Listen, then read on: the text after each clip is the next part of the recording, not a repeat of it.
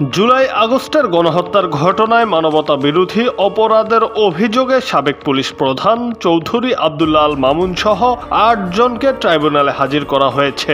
আজ বুধবার তাদের ট্রাইব্যুনালে নেওয়া হয়।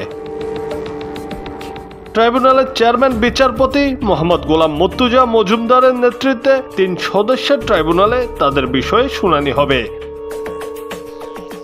যাদের ট্রাইব্যুনালে আনা হয়েছে তারা হলেন সাবেক পুলিশ প্রধান চৌধুরী আব্দুল্লাহ আল মামুন, এনটিএমসির সাবেক মহাপরিচালক জেনারেল অব জিয়াউল আহসান, ঢাকা জেলার সাবেক পুলিশ সুপার মোহাম্মদ আবদুল্লাহ আল কাফি, ডিএমপির সাবেক ডিসি মোহাম্মদ জসিমউদ্দিন মোল্লা, ঢাকার সাবেক অতিরিক্ত সুপার মোহাম্মদ শহীদুল ইসলাম, যাত্রাবাড়ী থানার সাবেক ওসি আবুল হাসান, গুলশান থানার সাবেক ওসি মাজারুল হক এবং ঢাকা উত্তর ডিবির সাবেক পরিদর্শক মোহাম্মদ আরাফাত হোসেন।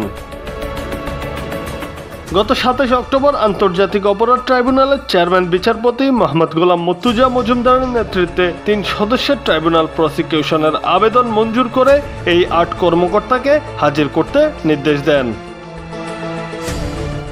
জুনায়েদ আহমেদ, বাংলা টিভি।